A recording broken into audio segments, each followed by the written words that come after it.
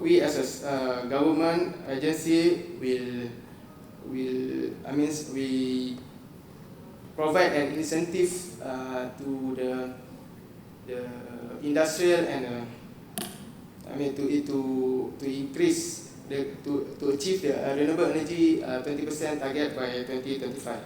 With that, I end my presentation. Thank you.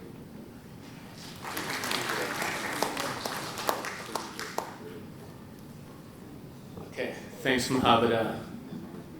I like the numbers on the floating solar there. I think that's where you really need to go. Next, Xiaoli, please.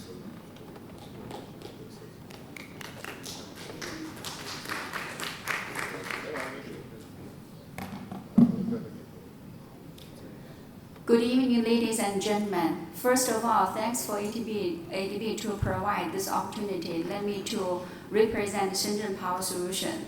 So Shenzhen Power Solution is quite focusing on working for BOP with green energy. So maybe people will ask, what is BOP? So we work for bottom of pyramid people, daily income less than $2.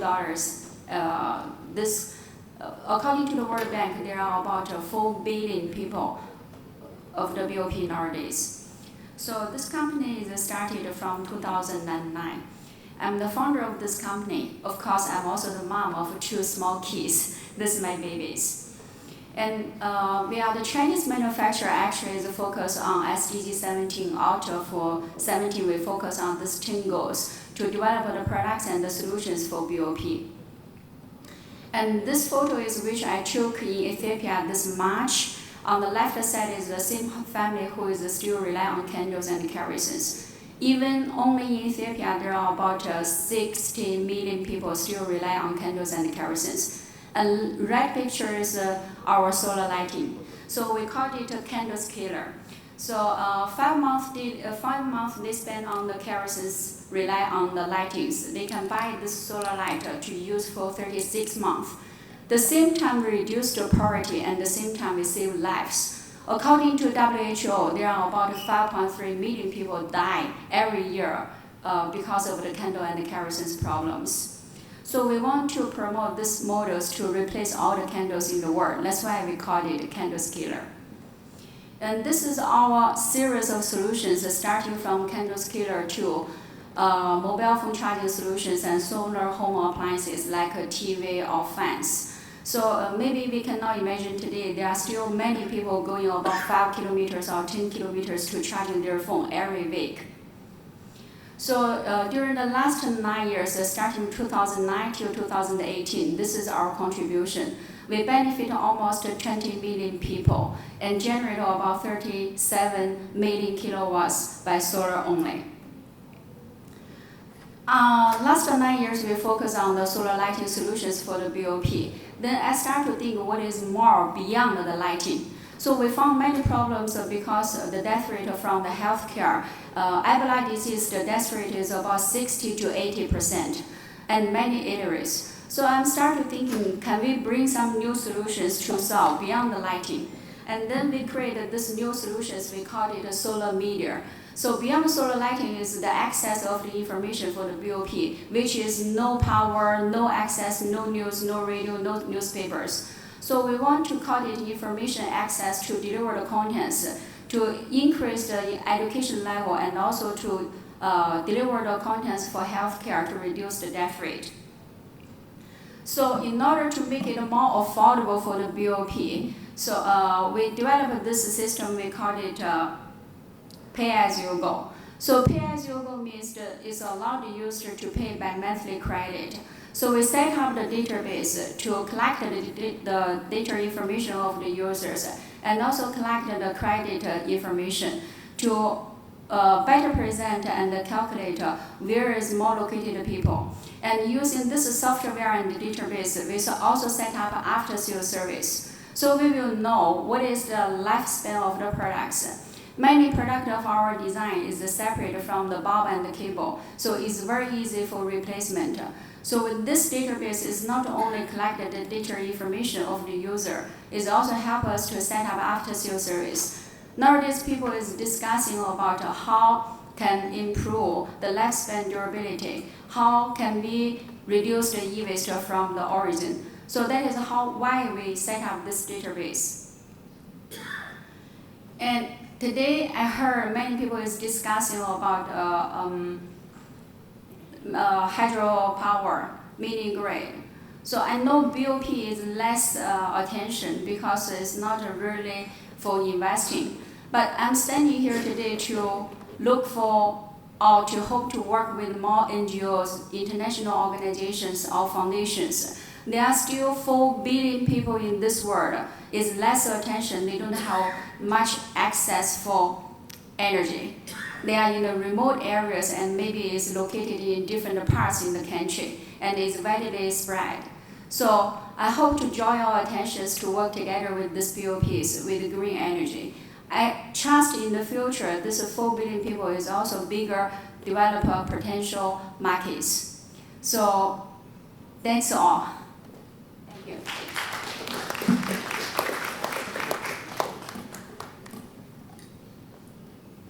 All right, Xiaoli, she's so fast, she really wants to go to the reception tonight, I can tell. ADB has supported quite a bit of mini grids work, including some pay-as-you-go schemes, but we haven't. ADB has not been able to really scale it up, with a couple of exceptions. We've done some big mini grid financing in the Maldives, and otherwise have not really found the right formula yet. So we're still looking for ideas, countries, and sponsors, and entrepreneurial businesses like this to try and figure out how to get more money into that bottom of the pyramid segment of the market. Who's next? Carlo. Carlo from Sun Asia is one of the local power development companies here, and you're going to talk about floating solar, right? Okay.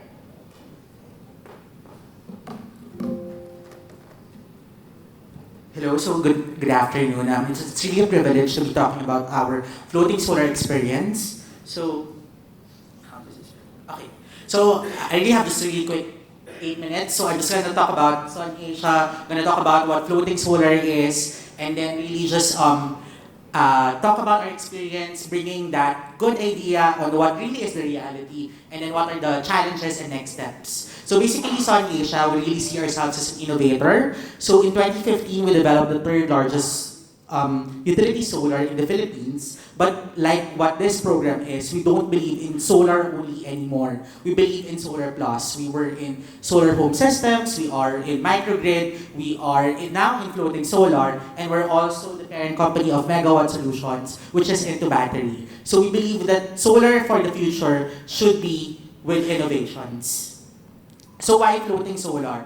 Basically, in September 2018, they released this report that we're already at 1.1 gigawatt. If you look at the growth rate, that's really big. So like for me, it's really a rocket ship. The rocket ship is built, but it's about to take off. So right now, the graph that you see is just 1.1 gigawatt, and that was end of September 2018. The guy who did the report, Dr. Thomas Rendell, released an updated number just 2 weeks ago that it's already at 1.4 gigawatts. So that's 300 megawatts in the span of just 8 months. Why is it attractive to project developers? Because basically it's faster, at least for the Philippine context. It's faster because one, you don't have to talk to landowners, you don't have to do social due diligence of 1,400 landowners. That's what the landowners I dealt with when I did a 150 megawatt wind farm. And then, at least for our estimates, it's really going to be 50% of the project development phase period. So here in the Philippines, land conversion alone takes more than 100 signatures. So just really to go back to our experience in Toledo, this is just 100 hectares, but it took 13 months for this pasture land to be converted. And it's really attractive to developers now because you need energy now, you need to comply to RE now, and floating solar is fast. It's also attractive because there's an increasing energy yield, there's more ventilation because it's in the water, ambient temperature, cooling effect, humidity, concentration will also be better for the temperature. So basically those 3 items will lower heat loss. And lastly, it's in an open area, no dust, no shading, it's just taking all the sun that it can get. So Ceres has already released data on their 1 megawatt test bed in Singapore, and so far, it's really consistent with a 10% increase in yield compared to ground-mounted. There are many other developers, but right now in our pilot, we used Shell. So this line I got from them. Basically right now, like, just really taking off from the IRENA talk during session 1, technology and standards are really important for it to be bankable. And right now, the technology is already multi-tested and bankable in various countries. And they have all these different technical certifications for it to be accepted. The challenge though is all of the certifications are only for the floaters. There is not, taking off from the IRENA talk, the next phase would be certifications and performance standards probably, or equator principles on the design itself of floating solar. And right now, just focus on this column alone.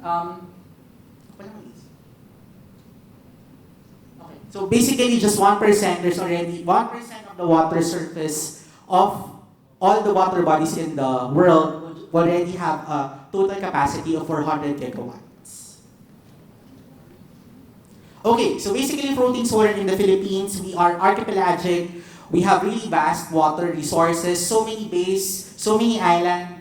So that's a challenge for offshore, and then so many dams. This is not an extensive list of all the dams in the Philippines, but these are the big ones. You have 7 already big ones in Luzon, 5 big ones in Visayas, and then 1 good with good security measures in Mindanao. So, but of all these water resources, we selected Laguna Lake because it's really strategically located. It's beside Metro Manila, this area wherein most of the Filipinos are, and most of the development is. So there's really huge demand. Not just only Metro Manila, but also we're developing Metro Laguna. So there's really an increase. There's a need for electricity supply in these various areas. And the good thing with Laguna Lake is there is an abundance of interconnection possibilities, different substations around the lake. So just really covering 5% will already cover 4.5 gigawatts just in Laguna Lake alone. And this is a progress of the Philippines so far, 4 different installations in Laguna Lake. Then there's already 1 just finished recently in Magat Dam. And for us, this is already progress for the Philippines. So basically, just need to say why it's a test bed. Basically, we're testing 2 different configurations, a south-facing and an east-to-west. And then we're testing double glass and frame modules combination. And really, what's the effect on yield? What's the effect on the environment? So I'm not sure if you have the time for this video.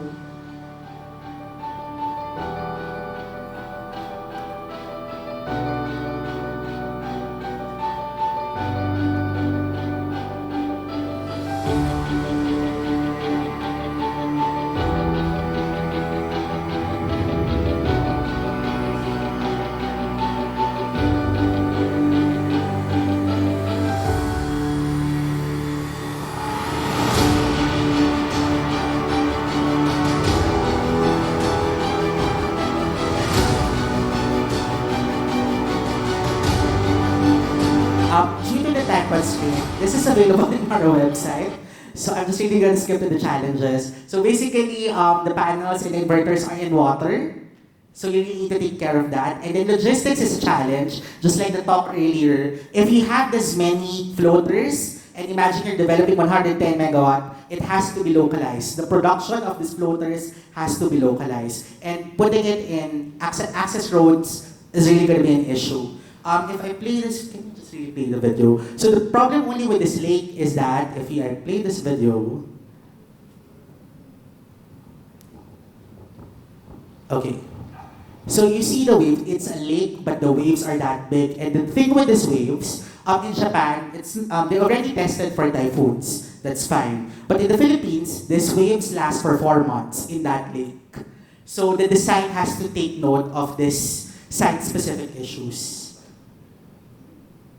So anchoring is really important.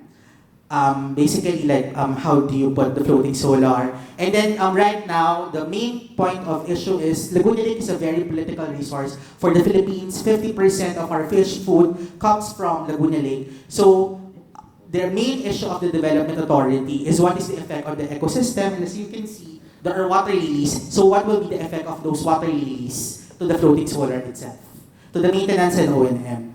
So security is also an issue. You don't want pilferage. What about physical? You don't want people being electrocuted all of a sudden, but it's really safe, to be fair.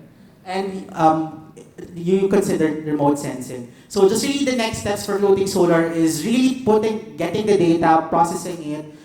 Next one is that do the environmental assessment, really deal with the people. And then right now, water use is a very important issue in the Philippines, so consider that factor. But really the success is being the different local government units, such as the Laguna Lake Development Authority and the National Irrigation Administration, being open to the technology of floating solar, and we're very thankful for that. And then on a bigger scale, sorry, last slide. How to, thanks. Okay, sorry, just for really on the bigger picture. One is in the Philippines, we have certain competitive renewable energy zones. So these are water resources. It's not like you can move the water resource to the nearest substation. So you need to build substation and transmission lines near these water resources. Second one is to innovate offshore floating solar technology. We're archipelagic. The base, we have so many, but corrosion, the salinity of the water is an issue, making it bankable. And lastly, FIT is done for the Philippines pretty much. That's our forecast. So the renewable portfolio standard is the next driver. It's ready by 2022, 2021. We expect that people are now gonna try to secure more contracts of renewable energy sources. So our challenge to banks and also financing entities is that funding and financing should be available for that demand for renewable energy. That's all. Thank you.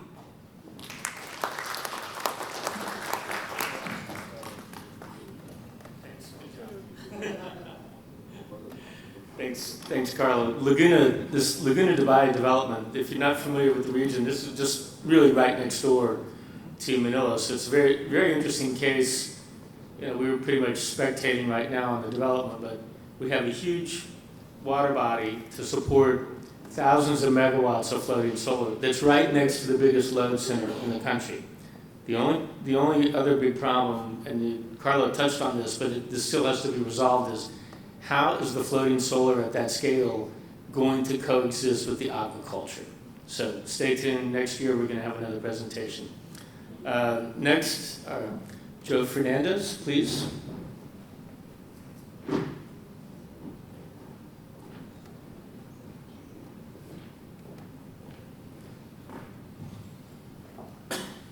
Okay, so I won't be arrogant and say that they saved the best for last, but I am your last speaker today.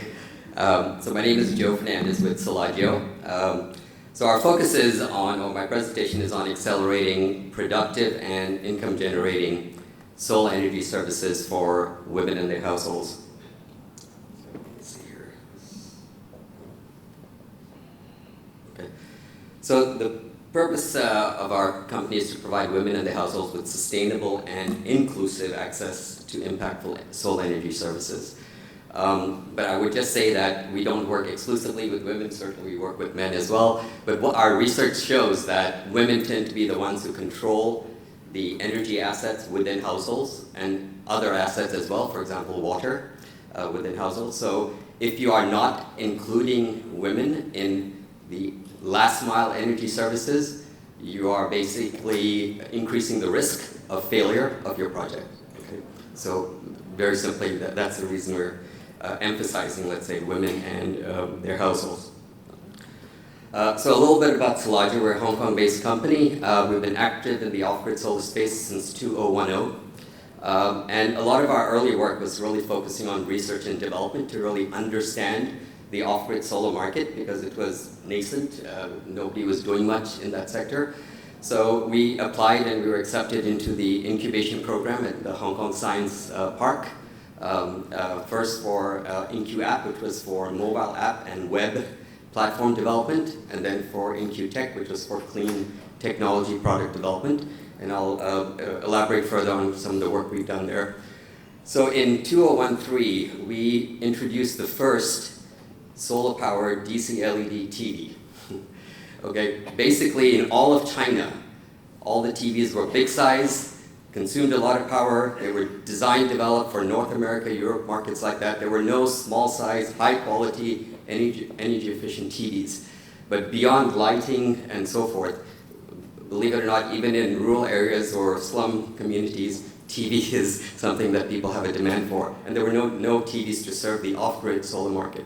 So we actually designed, developed, and launched the first solar-powered DC LED TV in 2013. Solar Now was our first customer for that. We supplied them to Phoenix in Uganda, and and worked with several other companies around the world. So our focus is really on serving last-mile households and SMEs.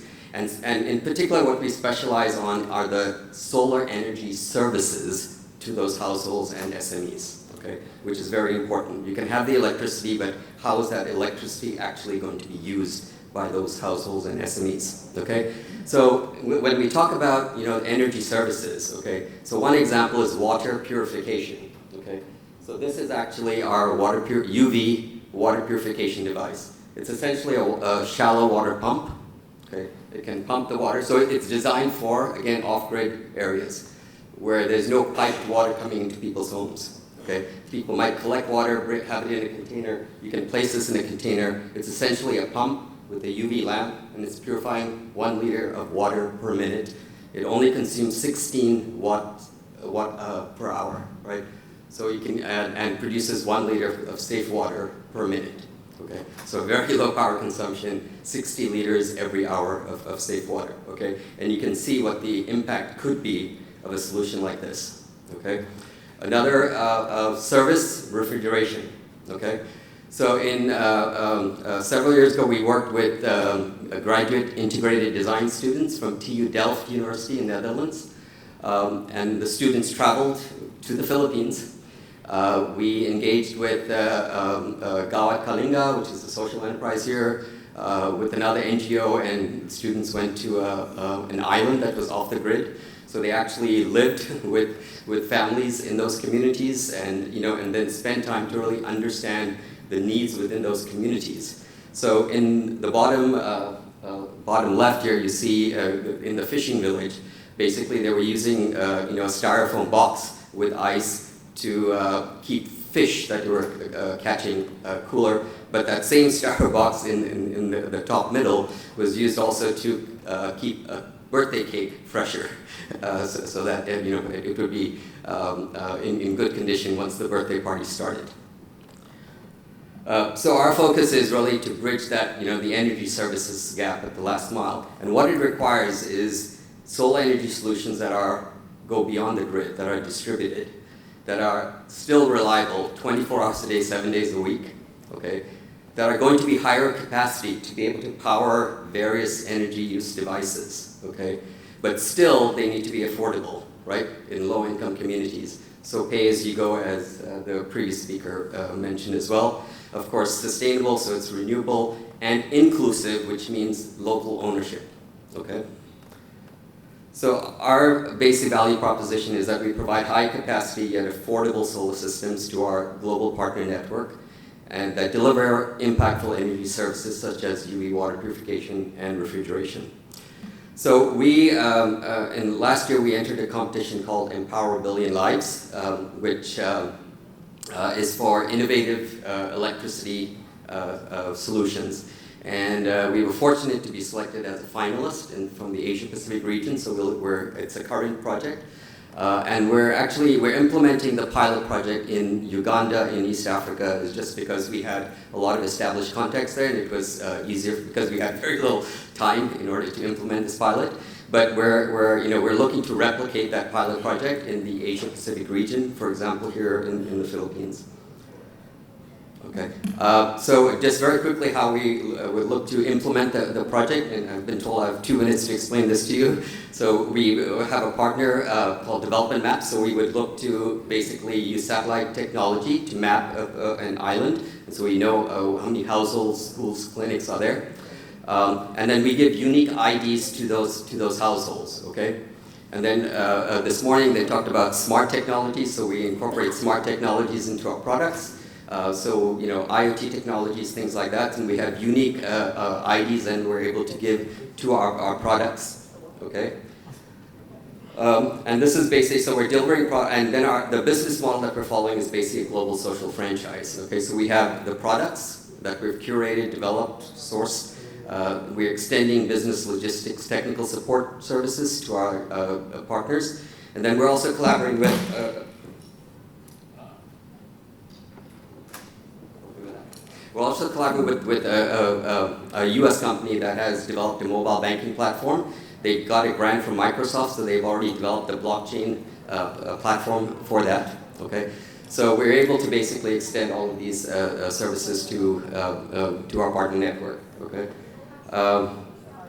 so very quickly, so this is the way our model works. We have a country level franchisee and then village level franchisees. The country franchisee recruits the village level franchisee, and we make sure that the country franchisee, they can handle logistics and they can handle after sales service. So this is important, being inclusive as well, okay? And then they recruit and help us train the village level franchisees, okay?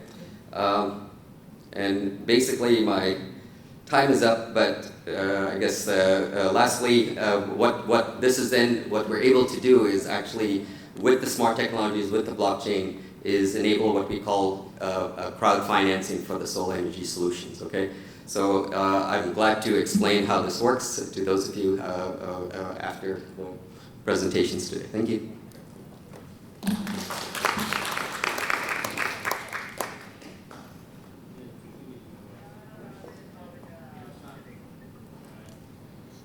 Okay, actually Amit has another presentation he could do, but I want to open up for some question and answers. We've got 10, 15 minutes, and actually I see a couple people that I want to call on to start the discussion. My friend from the Sustainable Energy Development Authority of Malaysia, Dr. Chen, if you would like to, you have the right of first refusal for the first question or comment, or you, yes ma'am, you are, unless you're her twin sister. No? Okay.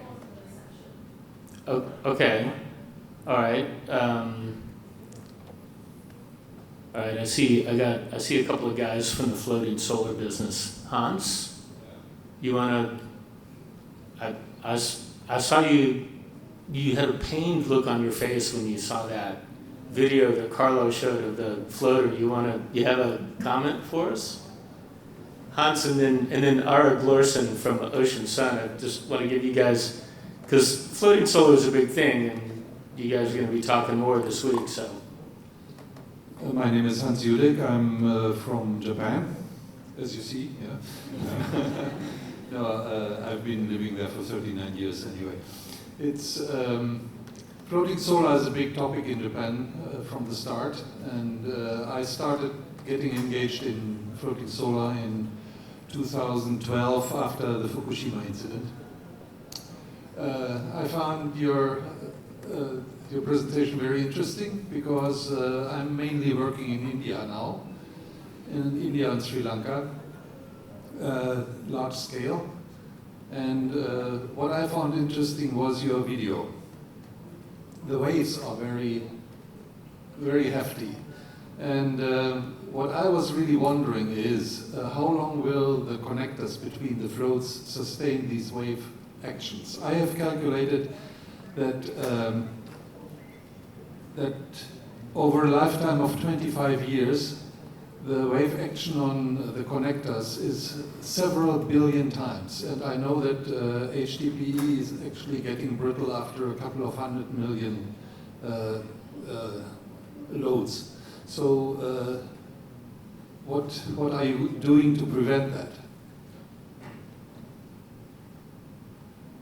So to answer the question, I'll be answering it from a secondary information source. So our Shalitere guys who we work with are already sharing that they already reinforce the connectors with steel, with iron, so that it can last longer, not only for the waves during the sustained waves, but also for the typhoons. Remember that the strongest typhoon so far hit Japan last year. I forgot lang which month. But basically, that's what they did, and they have a video. I think they'll be showing it on Thursday during the floating solar session. that it already withstood that typhoon. Well, there were some damage, but at least all the suppliers are trying to innovate further how to improve the connectors. That's the commitment we got from the suppliers.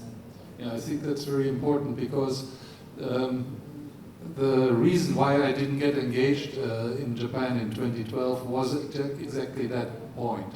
Because I could not see that these lugs could survive 25 years. And when they break off, they have a hole. So that was my main concern about it. I think there is a solution necessary in that respect. Okay, thank you, Hans. Ara Glorson? Ara works for Ocean Sun. It's a Norwegian company. They've been doing installations at fish farms in saltwater in Norway and have a pilot installation, a prototype going in at the Mangat Reservoir in northern Luzon. Good afternoon, everyone. Well, since the gentleman over there is Japanese, then I guess I'm Singaporean, since that's where I've stayed the last 10 years. So yes, we actually just completed one of our prototypes here in the Philippines. We don't have any leaks in our system because it's a large membrane in a circular structure. So we have solved that wave issue that you might be facing in your lake next door. We have had test systems for a couple of years in the Norwegian ocean. That has survived, so that's a fairly good testament.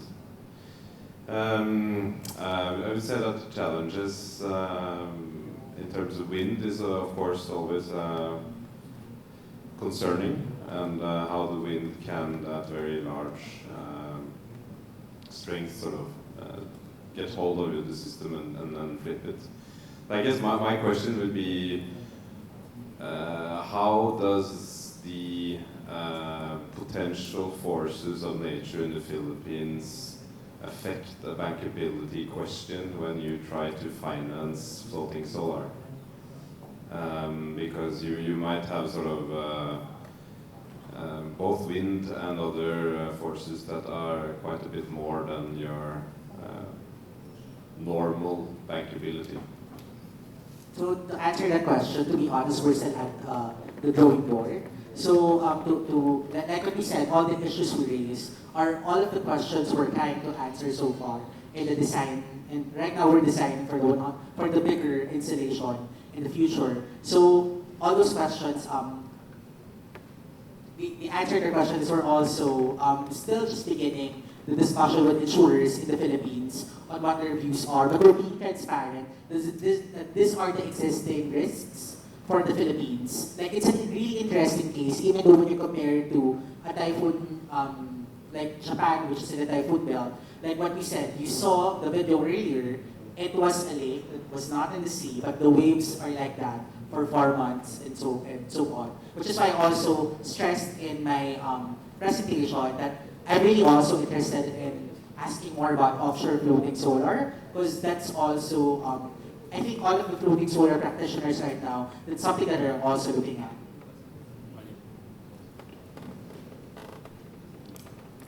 Okay, any other questions or comments, please?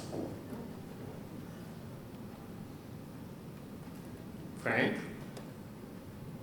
No? Whitney, you sure?